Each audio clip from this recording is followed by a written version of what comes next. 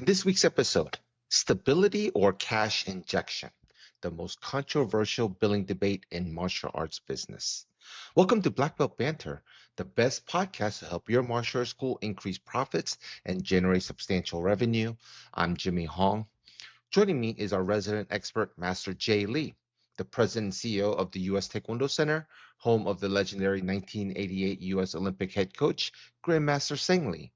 A six-dan Kuki One black belt, Master Lee continues his family's proud tradition of excellence in martial arts. We are also joined by Master Philip Jeung, a second-generation martial artist, six-dan Kuki One black belt, an MBA graduate from Fordham Gabelli School of Business. Master Philip is an expert with a sharp business perspective. Welcome, gentlemen. Welcome to the show. Master Lee, let's start with you. What do you think about this paid in full versus monthly? Thank you, sir, for having us. I think that it always depends on what the school's objectives and goals are, because obviously, if you're doing too much paid in full and you're not managing those funds correctly, it can lead down a really negative path. So, some examples of what your school owner is trying to accomplish is let's just say, for example, the school needs to get a bunch of brand new mats and they need to generate $10,000 of cash injection so they can pay for those mats. I think you can easily manage doing some paid in full discounted programs so you can invest it back in the dojo. And I think that's one of the key things that school owners should keep in mind is how you're planning to manage those funds. So you can always set up some kind of goal that you're trying to invest back in the dojo, and then you can accomplish that by paid in full, because there's no faster way to generate big revenue, and it beats trying to go get a loan, right? If you're paying a loan, it could be a tough environment for interest rates to inject some cash into your business. So paid in fulls are a great way to do that. And I also think that anything, it's a balance, right? You should always, in our schools, we don't do 100% paid in full. We have a blend of that. And so we have some monthly residual revenue. The way we look at it for our schools is we want to try to have our regular expenses paid by the monthly receivables. So regular expenses would be your rent, your main payroll. So you're never stressed out about trying to generate too much money. And if you don't get those cash out paid in fulls, then you don't want to put yourself in a bind. So it's just like anything, having a balance in how you plan out your budget, having a vision and goals of what you're trying to accomplish, and also limiting the number of paid in full that you do in your school so you're not too cash heavy.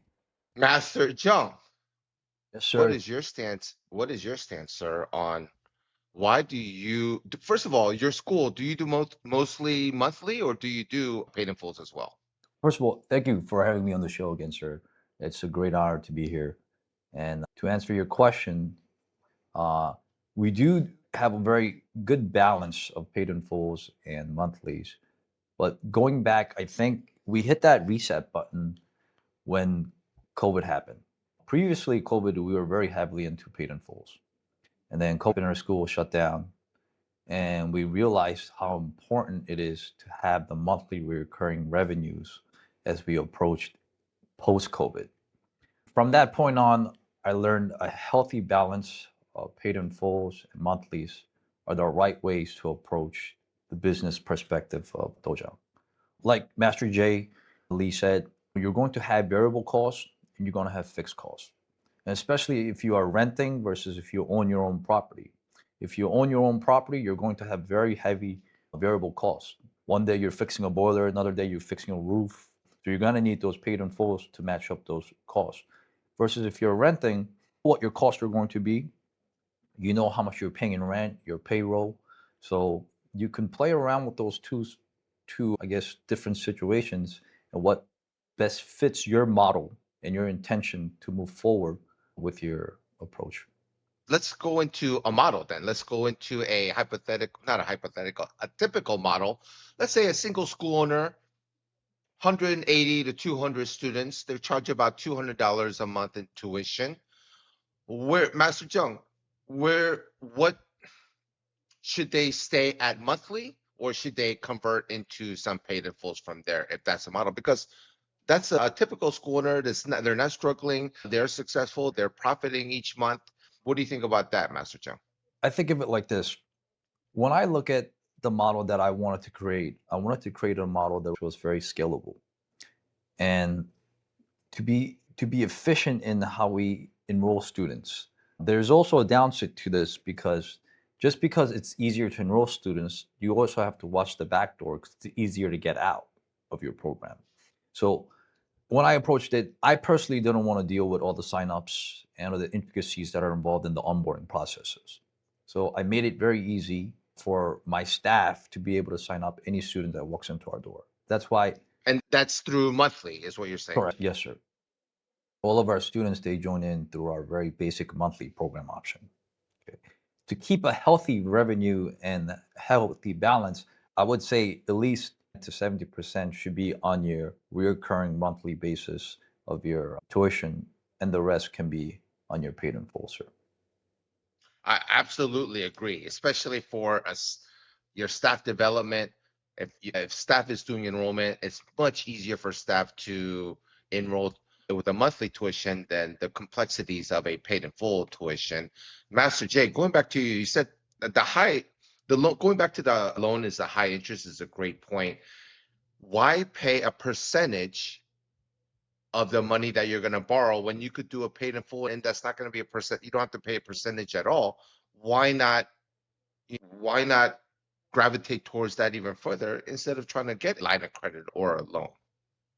Yeah, I think it makes sense if you're investing the money appropriately. I think sometimes what I've heard in the past from people is that they're doing a tremendous amount of cash out and then they're just going and buying extravagant things and vacations, things like that. So that's definitely not something that I would recommend. I think that there's obviously, like you said, Master Hong, you have to have a better salesperson who's able to get those paid in full. And so Master Jung's model is very simple. Any staff member can sign people up. So everything is a plus and a minus. But I think the other part of why I believe that paid in full is important is that, we look at the psychology of people in our today's society, and people are very fickle. They're changing their minds all the times, and people are so used to a month-to-month model, whether that's Netflix or anything that people can just cancel within 30 days. And that's obviously good in a lot of ways for a consumer. But when it comes to Taekwondo, that also gives that mentality of their commitment to Taekwondo training. And so that's why I think that's another really important benefit of paid in fulls, is that it gets people's long-term commitment. And what we tell all of our families is that, they always say, oh, Master Lee, I don't know, my kid is only 7 years old and I don't know what they're going to do in 3 years. That's a big commitment to make. And what we tell them is that you're 100% right. As a parent, your kids are going to change your mind.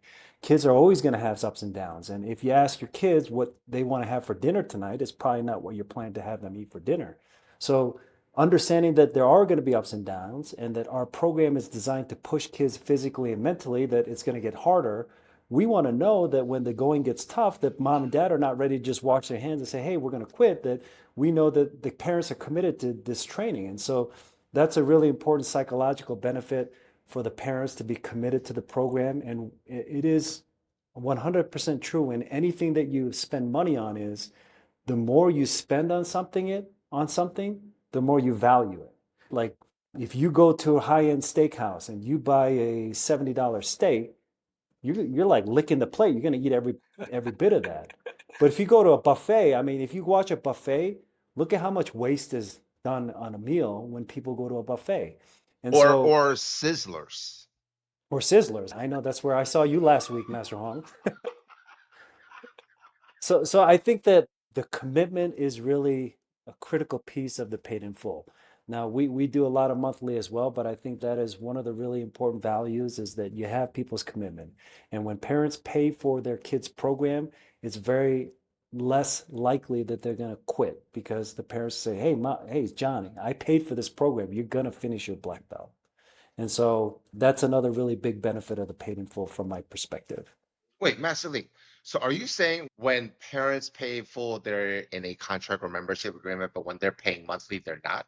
Are they in a contract for 12 months or 18 months or 36 months if they're paying monthly, or do they get to cancel anytime in monthly as well? Because you could still charge monthly and still be binding them into a membership agreement. That's true. So for our programs, we do sign them to a long-term commitment, but there are clauses that people can get out of their training. And so like, we're a very high military community. And so obviously if they move, there's no obligation to discontinue their payments. If they have some kind of permanent medical condition that prohibits them from training, they'll have no commitment to continue their training. We also offer holds if they're experiencing some financial hardship, whatever that may be. And then we do have a cancellation clause that they pay a $500 cancellation fee per student to cancel the program, and we still have a lot of parents who are not a big fan of that, but we just go back to the commitment that we let parents know that a commitment is a two-way street. Like when we bow to our students, the students bow right back to us. And so when we tell our parents, we say, hey, look, we're vested in our community. We own the building that we're in. We have a mortgage here. We have a full-time staff. We're all committed to doing this. I guarantee you, if I said to you, hey, Mrs. Jones, I'm on a month-to-month lease here. Do you want to sign your child up here? They're probably going to say no. So that's what we tell the parents is that we ask for commitment. It's not we're going to lock your hands in together. You can get out of the agreement, but we also want to know that when things get hard and when we push your children, that you're not just going to quit, because inevitably that's what parents and kids do is when things get hard, they want to quit. And that's one of the things that I think is really a challenge in our society now is that kids are quick to quit things. They're quick to really give up when things are hard. And I think that's one of the really important life skills that we teach in Taekwondo is that you're making a commitment to something and it's going to get difficult, it's going to get harder, and you're going to keep pushing through. And we need the parents' commitment on that side as well. Absolutely, 100%. I don't know when our industry has changed from, because we used to do a lot of paid in fulls and a lot of membership agreements. We call them membership agreements instead of contracts because contracts has a negative connotation to it, but it both means the same thing. But nowadays, just like what you said, Master Jay, we are a subscription-based society where we don't buy computer programs, we subscribe to them in month to month, right? If we're Adobe, Microsoft, we used to just buy it for a couple $100 and we would own it for the life of it. But now we have to pay monthly and we don't own it anymore. I don't know when we switch to that, but the mentality for school owners is like, hey, we can't be charging a year commitment. Everybody, we want to offer our parents month to month. They could quit anytime. I don't know when that mind shift have shifted, but majority of the school owners are doing that. When I have spoken to them, Master Philip, what is your monthly? Are they month to month or are they in a membership agreement? What is your setup there? So He says they're in a everyone, contract.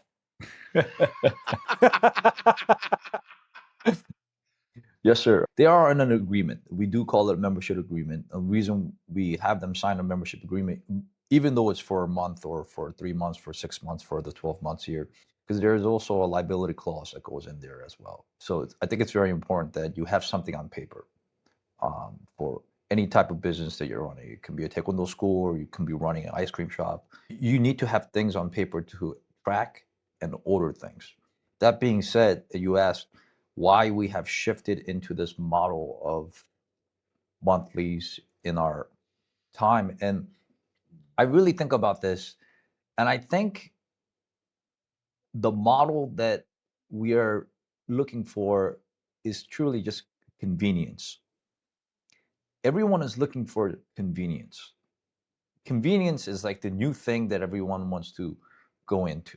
Easy in, easy out, right? And from that model, subscriptions like Netflix, you see your other things.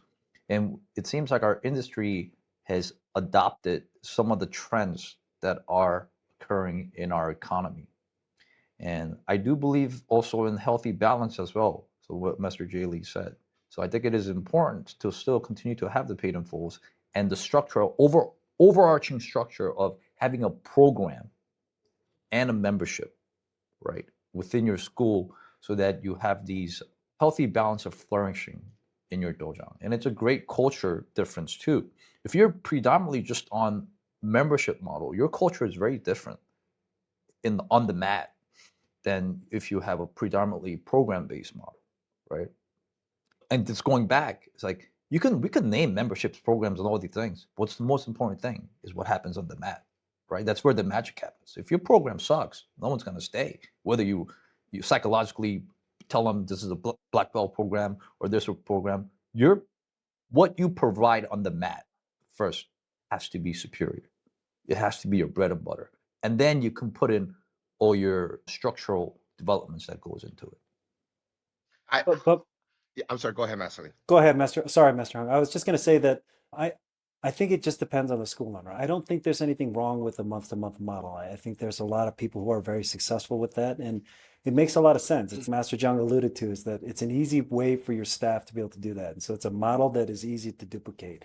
But it's just in my philosophy, I do think having a commitment from a parent is important because if I don't know that you are committed to this program, then it's not going to be the right fit for either of us because the commitment is a two-way street. And so that's why I personally believe in that in my schools, but that's not to say a lot of other people are not successful doing it in a month-to-month agreement. And that model makes sense too. But Sure. you're saying that your month to month, Master Lee, your month to month, they're in agreement anyway. So if they're in a membership agreement for 12 months or 36 months or whatever, what difference is it when they're paying paid in full or monthly tuition when they're in a length of term contract agreement? That's right. So for me, are signing people to a commitment, whether that's 6 months, 36 months, or whatever that commitment is. We don't offer month-to-month agreements because Right. our space is valuable, our staff's time is valuable. So we want to focus on the parents and students who are actually committed to the program. If we don't know you're going to be here next week, it makes us hard to know how to teach your children because not everything in life is going to be easy. Right. If you're a martial arts school owner who feels overwhelmed, stuck, or frustrated trying to grow your school, you're not alone. Most school owners are wearing every hat: marketing, sales, staffing, retention, and still wondering why growth feels harder than it should. You're trying different ideas, watching videos, listening to podcasts, but you're missing clear direction and real accountability. That's exactly why we created ASA Live. ASA Live is a monthly live coaching and strategy session led by Master Chan Lee, Master Tony Chung, and the team behind the Black Belt Banter podcast, designed specifically for martial arts school owners who want real answers. We break down what's working right now in marketing, operations, leadership, and revenue, and you could bring your specific school questions to every session. And here's the crazy part: ASA Live is only $97 per month. That's it. The lowest price in our industry while delivering some of the highest value, most actionable content available anywhere. That's half the price of a coffee per day, and the return on your investment can be game changing. We priced it this low on purpose so every serious school owner could be in the room. If you're tired of guessing, tired of doing this alone, and ready to grow with clarity, ASA Live is for you. Join us today at asamartialarts.com/live and start building a school that can add thousands in monthly revenue, improve cash flow, and increase profits without working more hours. For $97 a month, even one new student, one saved cancellation, or one better price program can pay for ASA Live many times over. Stop leaving money on the table. Build a school that actually earns what it should. I 100% agree. 100% agree. Okay, like I've said this many times, I'm a soccer dad. We pay a total cost is astronomical, but just on club fees alone, just on tuition alone, we pay over $4,000 a year, and we're in a 1 year agreement. Wow. 1 year agreement. Whether you pay full or you pay in 4 months or 6 months, there's no monthly option. But for 1 year, everybody knows you come in and whether you love it or you hate it, you are in that contract for 1 year with us. If you wanted to leave, you could leave, but you're not going to get a refund. And if you want to join another team, another club, you have to pay again to join another club. Just if you quit one taekwondo school and you go to another school, you're going to pay to go to a new school, but you're not going to get a refund. So what we're doing in our industry is not some alone thing.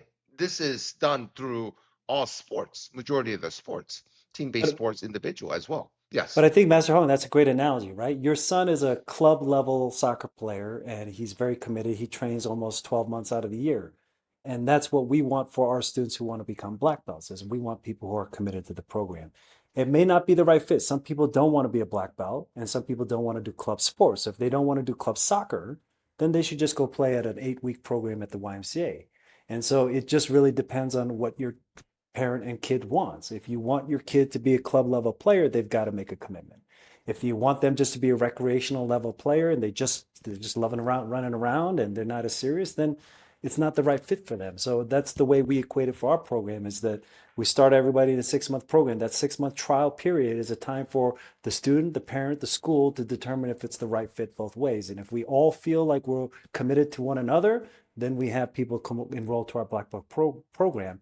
And we know that it's going to take time. We know it's going to be difficult. And we know there's going to be ups and downs. So if the parents believe it's going to be good for them, they will finish their Black Belt. If they allow the kids to quit, they will quit. And I tell a lot of the parents this myself, is that I wanted to quit so many times when I was a kid, and my parents wouldn't let me quit. And I look back, and even though it was hard at that time, I'm thankful that they did not allow me to quit, because Taekwondo made me in the person that I am today. And I think that it's even harder in today's society. Parents are very quick to let their kids quit something, but you can't let them quit, because quitting is a habit, and you don't want your kids to become habitual quitters at things.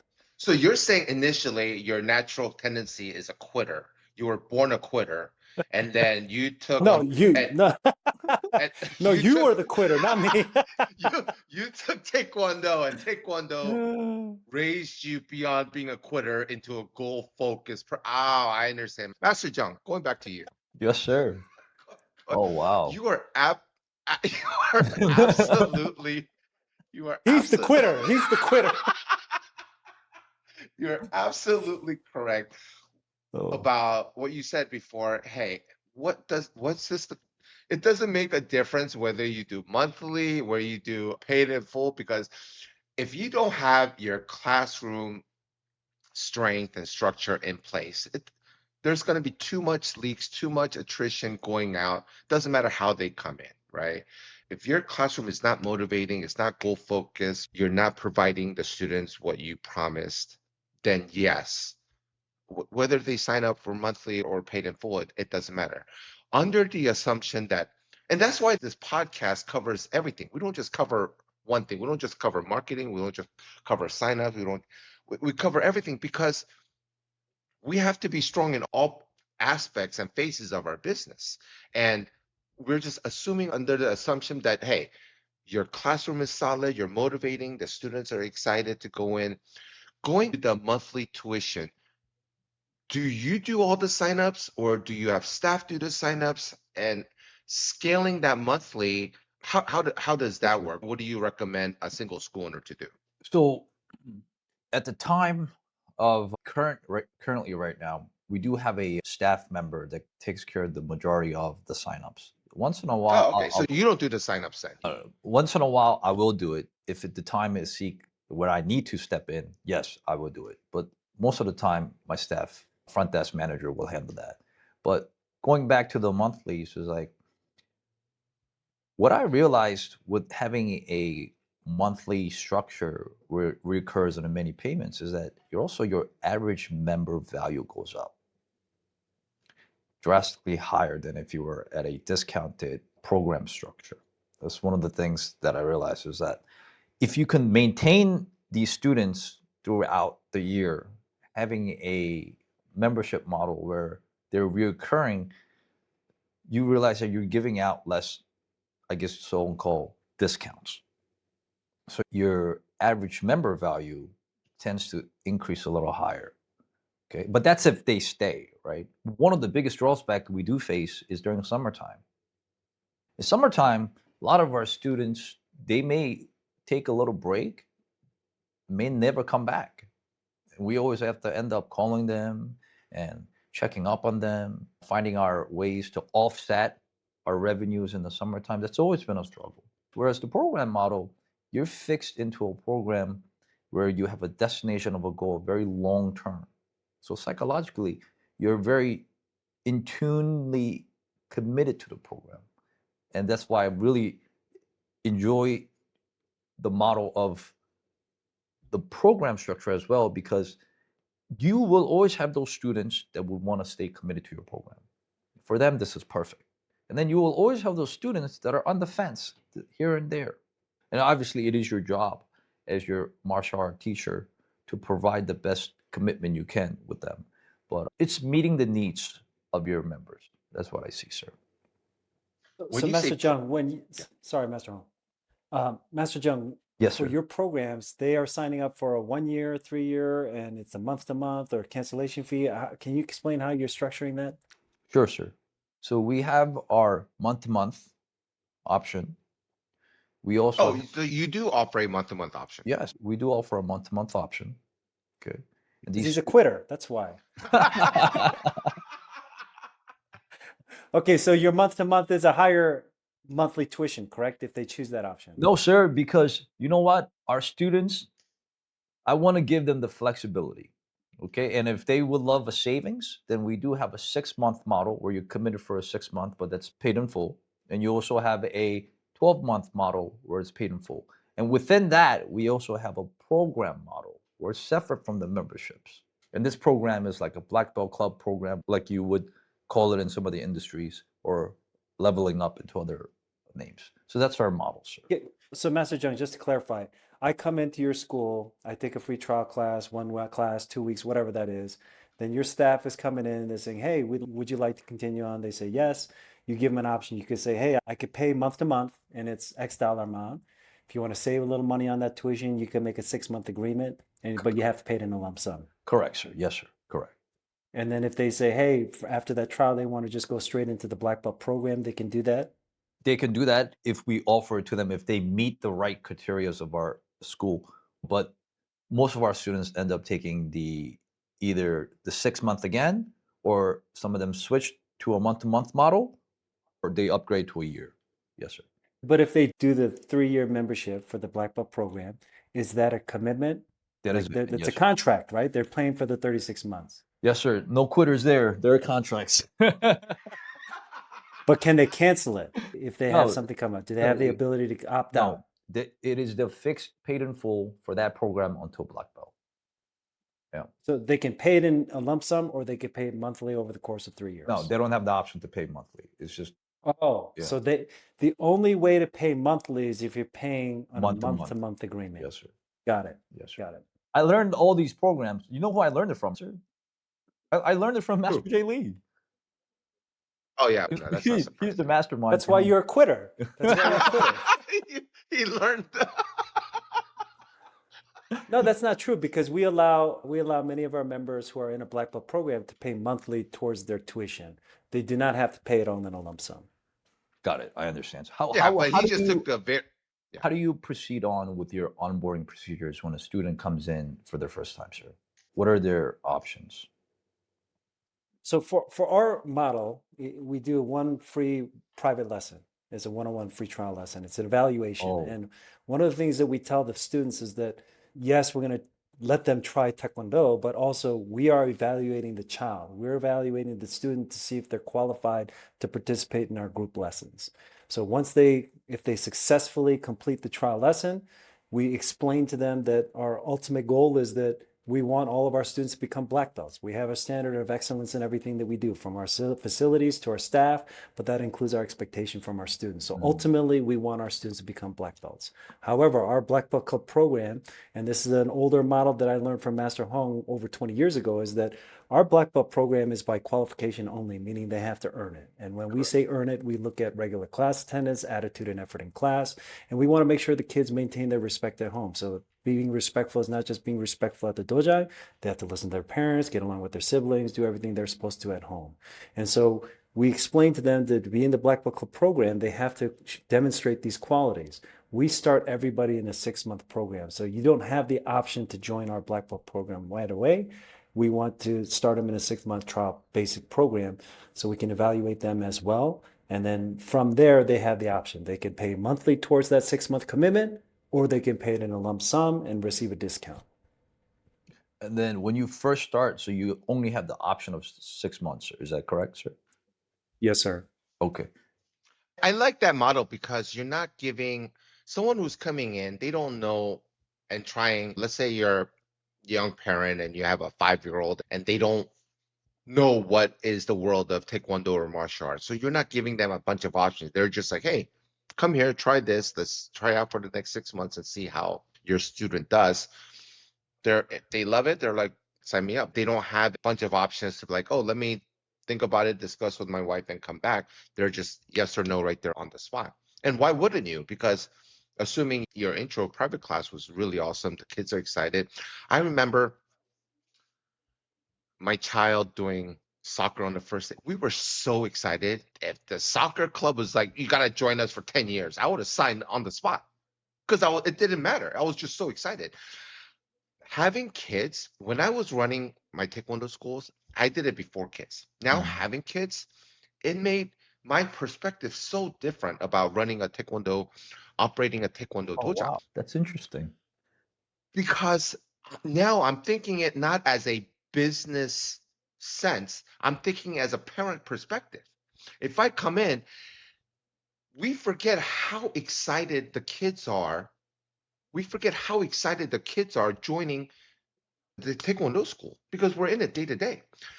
I I used to not want the parents watching the class. Now I know different. You want the parents to join the class. You want the parents on the sideline focusing on their kids, watching the kids play soccer, because then you're more invested. You're more into it. You'll follow the club anywhere. So if they told me, that's wrong, Mr. Wrong, join our club for 10 years, we're going to bring your son into this high level soccer player, where do I sign up? I would join right then and there. If they gave me all these different options and I'd be like, okay, let me think about my wife, I would have joined no matter what. But that's just my enthusiasm. And when these kids come in to your Taekwondo school, your martial arts studio, it doesn't matter what program you put in front of them. They're going to be so excited to join. It's just how you want your program to set up, how you want your student to go through that pathway to become a black belt. And that's what I learned from having kids versus operating a martial arts school before kids. What do you think about But let's be clear, Master Hong. In your example, it's not your choice; it's your wife's choice. So there's no discussion, right? Whatever Well, she tells. we all know who wears the belt in this relationship. So let's and it's She's the 100% she's the true grandmaster at your house, huh? she's the Kwangjang She's of the this one. house. Wait, so But I think, Master Hong, you bring up a really great point. that's a It's that great point, sir. Yes, sir. ultimately, it's what do the parents want? And I think that's also my experience as well. I've operated a school for a long time without kids, and now that I have a child, my perspective is completely different. Mm. I sign my kids up for things that I know are going to be good for him. And there are times where he doesn't want to go, but it's not his choice.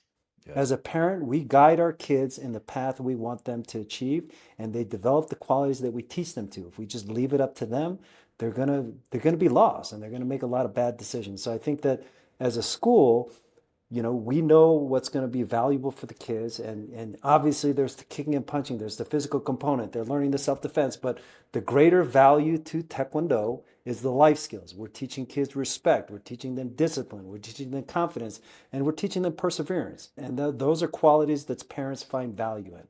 And I think it just goes on to the philosophy of the school owner. What does a school owner believe in? And there's no, again, I think there's no right or wrong way to do it. There's only a right way for you on what you believe your philosophy is. Because I've seen so many models that are successful, from what month to month to paid in full, et cetera, et cetera. You name it. It just depends on what the philosophy of the school owner is. If you ask a 7-year-old, a 5-year-old, a 10-year-old what they want today, what they want tonight, what they want tomorrow, every answer is different That's right. because they don't have the maturity and the brain development be like what's best for them. So you have to explain that to especially a first-time parent who's young in their late 20s, 30s, Yeah. because a lot of times they don't know. They're like, oh, it's, you know what, I'm going to let my kid decide because whatever their reasons are. But then it's up to you to educate them. Look, if your child, what did your child want to eat today? What did he want to eat yesterday? What was his choices? Was it a healthy, good option for them? They're gonna be like, no, he wanted candy and he wanted ice cream. Yes. So why would you want a important decision that's gonna help his life skills from this point on, a very important aspect? Why would you leave that up to him? You have to make that decision for him as the parent, making the best goal and decision for him. And that's not up to a 7-year-old. That's for you, the mom and dad. And the 100%. best decision for him is to join this Taekwondo school right now so we could develop him into an awesome student in the future. Because I guarantee you, yeah, today the 7-year-old is very excited. But if you keep asking him every day, oh, do you want to go to Taekwondo today? Do you want to go to Taekwondo tomorrow? He's going to say yes today, tomorrow, the day after. But eventually, month one, month three, he's going to say no. Why? Because that's what kids do. But if, But yes, sorry, I 100% agree with you, but I think I also agree with Master Jeung. That's why the classroom is so critical. Like we can spin different ways to sell programs, payment, etc. But if you don't have a strong classroom, none of it matters, right? Like you said, Master Hong, we're teaching them respect and discipline. But if you don't have discipline inside your classroom, you can't inspire the kids, you can't teach the kids. None of that stuff matters. So it's all about the classroom. And then for school owners who are trying to decide what model they do, they got to figure out what best meets their goals, their mission, their philosophy. But it always starts with the classroom. Master J. Lee, I have a question on, and this is something I've been having trouble with. Maybe some other people are having trouble with too.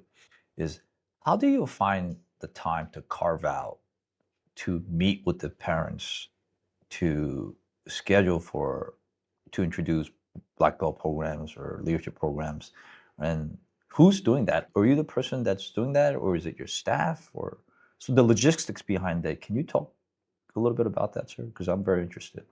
We're pretty old school in our philosophies, and we still do a sit down with the parent when we're enrolling them to the Black Belt program. I know a lot of people have gone away from that model, that there's no sales, right? They do everything in the lobby. Any staff member can do it. And I think there's great value in that for sure. In our schools, our philosophy is still the same, where we do sit down and have a conversation with the family, because it is a commitment for both the school owner and the kids. And so we do schedule appointments during class time. So whether that's me or a different staff member, we have dedicated staff who will sit down and go over the program with the parents. I know that doing it in the lobby, having transparency, there's a lot of value in doing that. But I also, in our philosophy, I think just being able to have a quiet conversation with the family when we're talking about a commitment, we look at our Taekwondo school not as a sport. We look at Taekwondo as a school. And so it's kind of like an admissions process, right?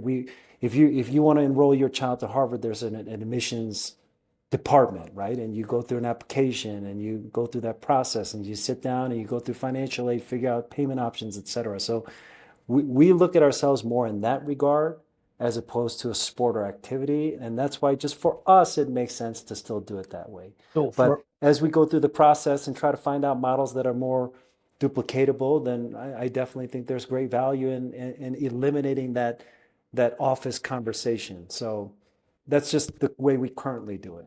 So when you are having this conversation, you're having this conversation together with the child and the parent. So then the child is excused from the class, and you're talking with them during when class is going on. Is that what's going on, sir? Yes, sir. We'll do it before or after their Oh, before, class, so okay. that the kid can be a part of the conversation, because we want to hear from the kid that they want to do this program as well. And like Master Hong said, ultimately it's the parent's decision. But at the same time, you want the kids to have their commitment as well, that they want to achieve their goals also.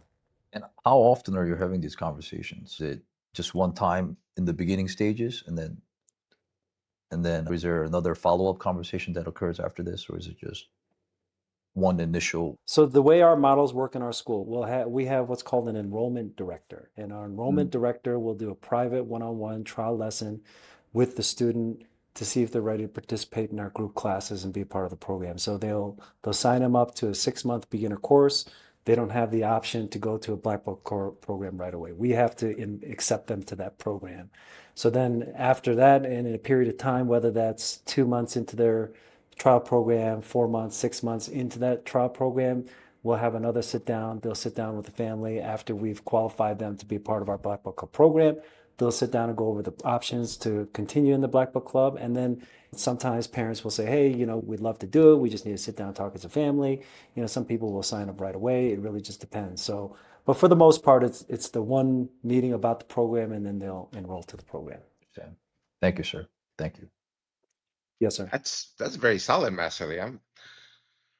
To go from born as a quitter to achieve where you are now, it's very It's impressive. all because of Taekwondo and all because of the Black Belt Banter podcast. Okay. Okay, I have a question for both of you guys. I have a question for both of you guys. All right.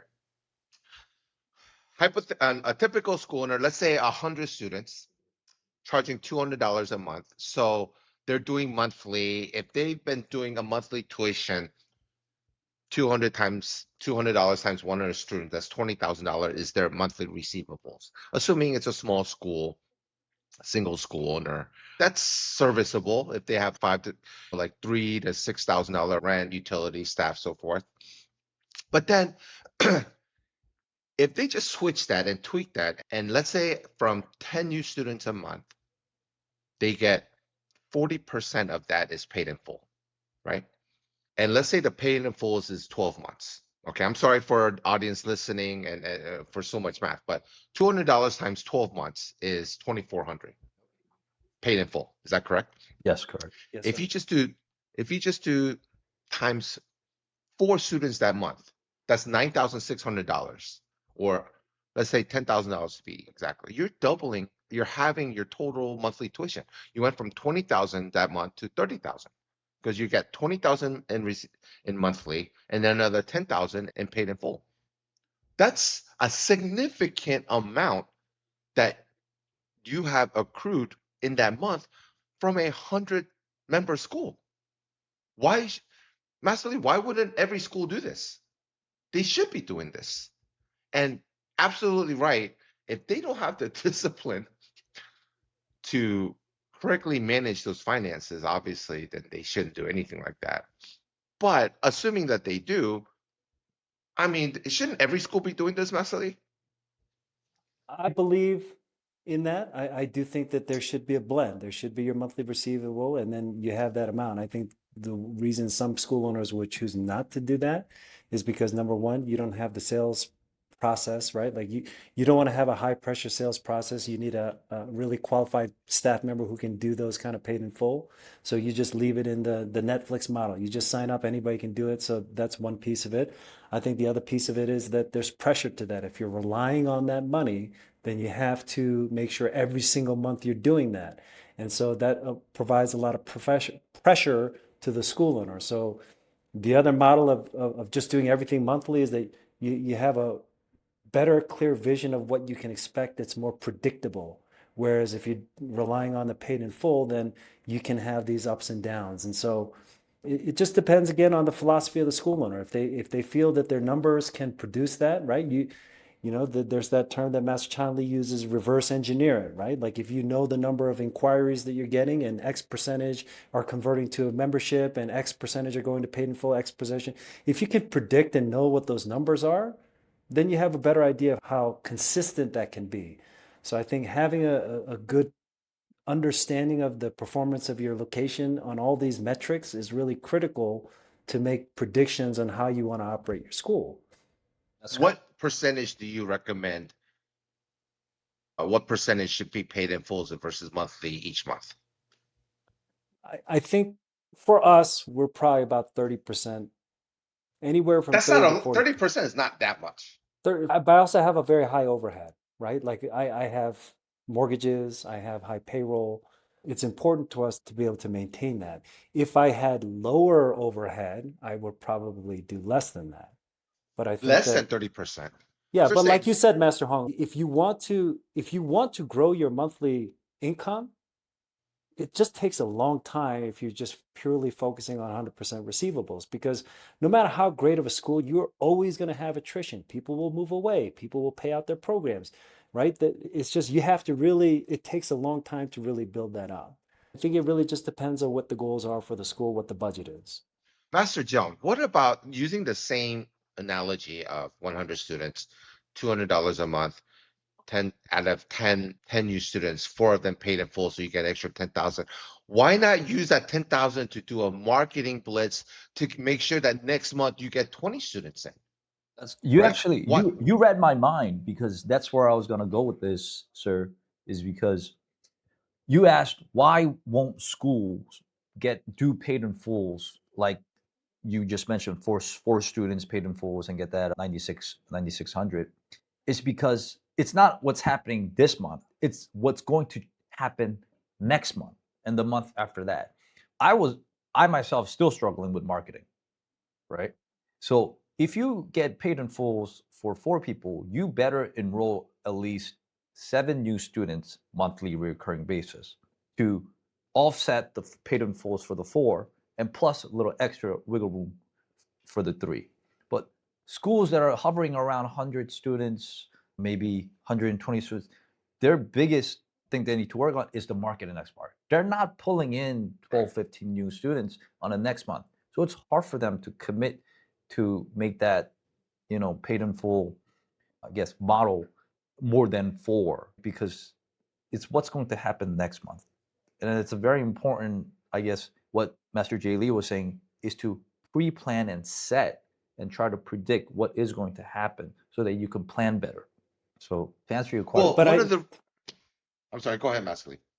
Sir, sorry. I was just going to say that I think it all goes back to investing the paid in full, right? Like you just said, Master Hong, if you generate that $10,000 and you have an idea of your metrics of what your conversion rate is, 100%, you should be investing that back into advertising and then you can double the number of new enrollments. So I think it's all about managing the revenue correctly so you can invest it back in the dojo. And that's not to say that you don't want to keep some of it, right? There has to be sometimes a reward. You have to have the carrot at the end of the stick for the school owner as well. Like, I don't think there's anything wrong with saying, okay, well, I've had a really great year and I do want to cash out a couple of folks and I do want to take my family on vacation. I don't think there's anything wrong with that.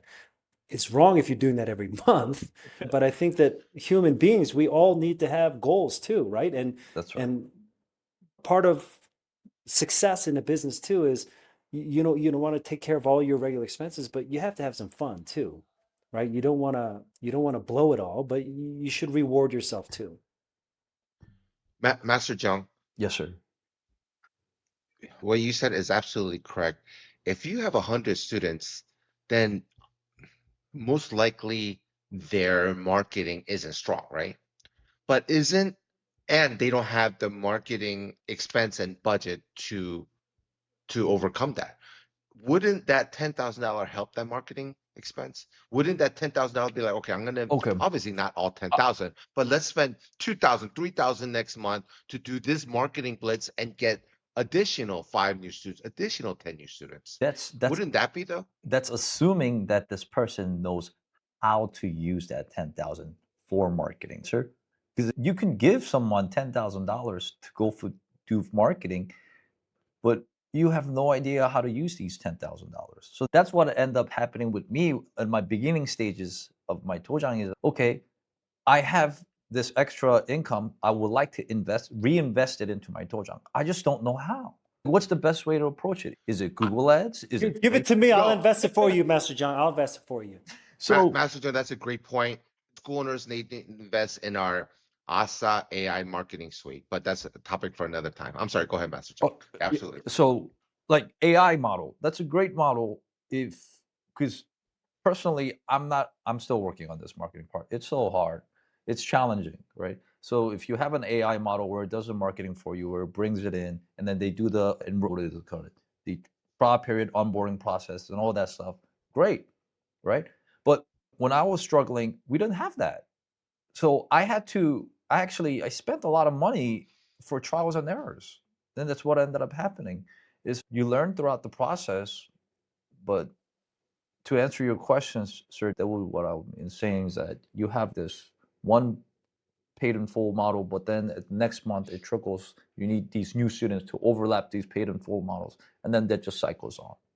I think we're all in agreement. You shouldn't do everything Yes, sir. monthly. You shouldn't do everything paid in full. I've known schools that are like house of cards because so much percentage is paid in fulls. They had barely any monthly recurring revenues, but they just their sales is so strong on the paid in fulls, and they invested so much money into marketing the next month that they always supply with new students coming in. But it was like, it can be very dicey. I don't know if you have the nerves to handle that month after month, nor would you want to, And it's nor would you also want to. where your like demographic is. I don't know the demographic of where you are at, Master J Lee, but our Tojang is located in a town where I think I did the 5 mile, what do you call it?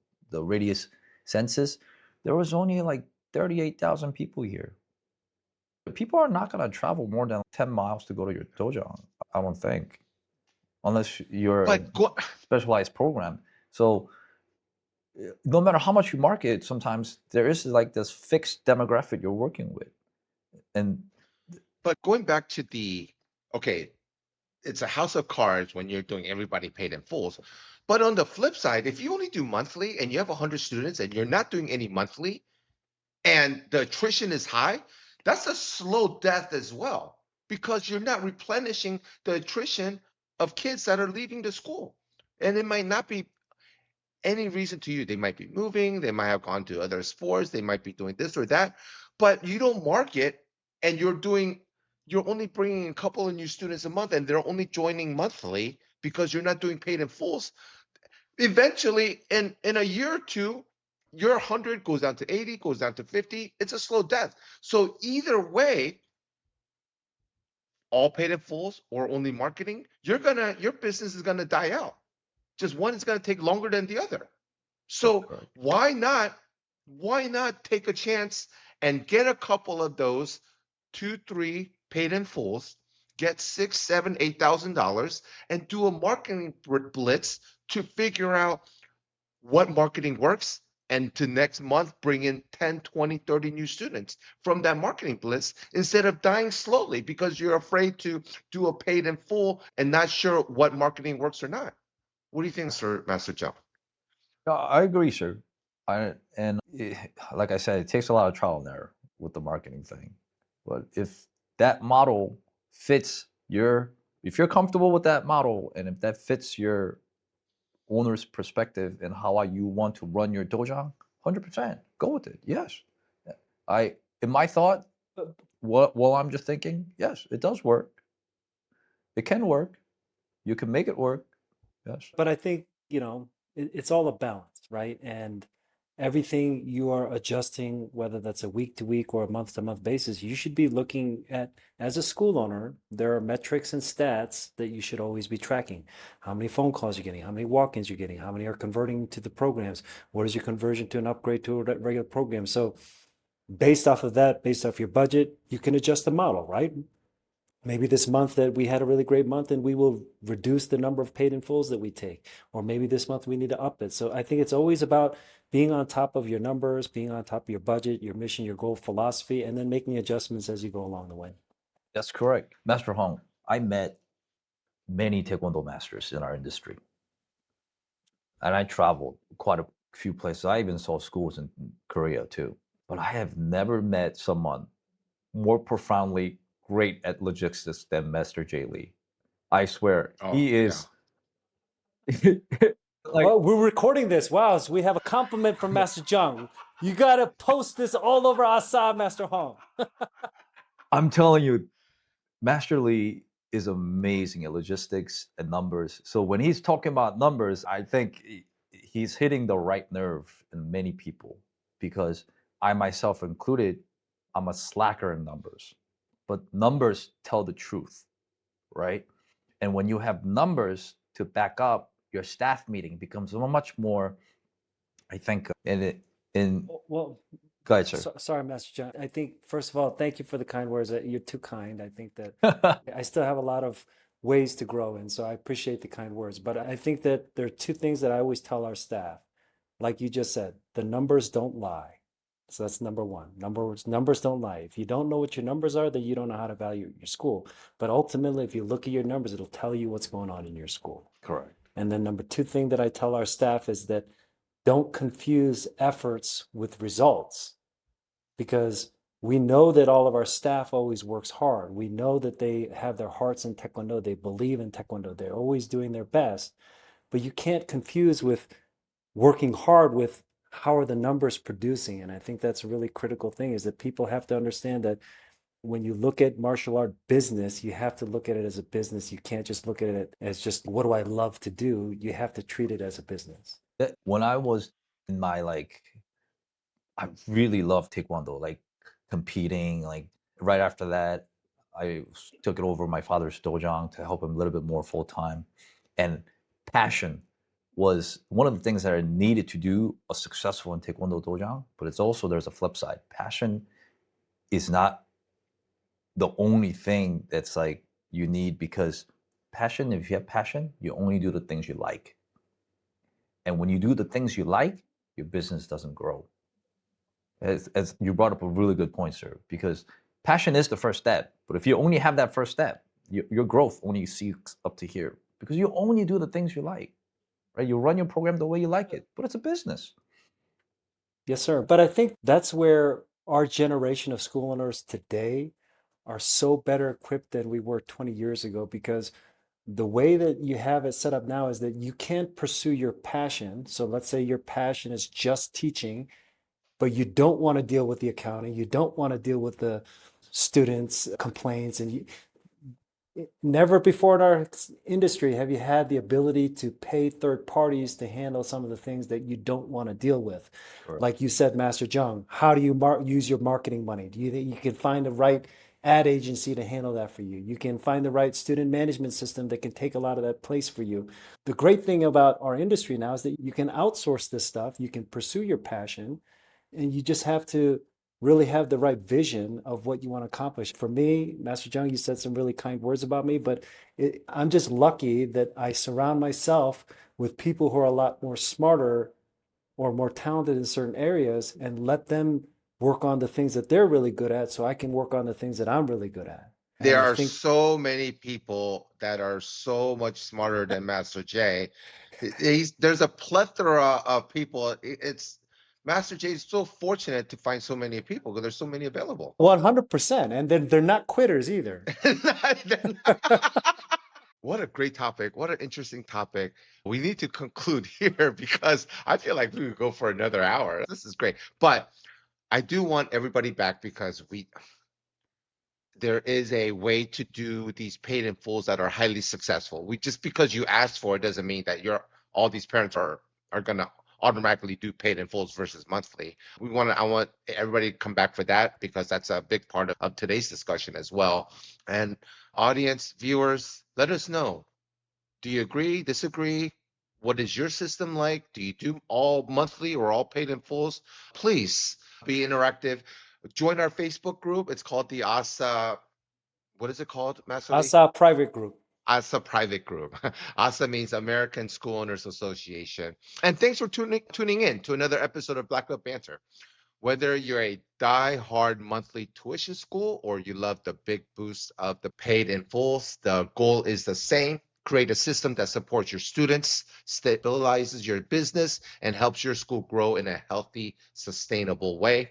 Remember, there is no one size fits all. What matters is choosing the model that matches your culture, your sales process, and the season your school is. In today's episode, if today's episode gave you the clarity or sparked new ideas, make sure to subscribe, leave a review, and share this with another school owner who might be wrestling with the same decision. And if you want deeper support, tools, or coaching to grow your martial arts business, visit us at asamartialarts.com or follow us on social. Thanks again for hanging out with us. We'll see you in the next episode of Black Belt Banter. A big shout out to Master Jay Lee, Master Philip Jeung. Until then, keep training hard, keep leading strong, keep making an impact. Bye, everybody.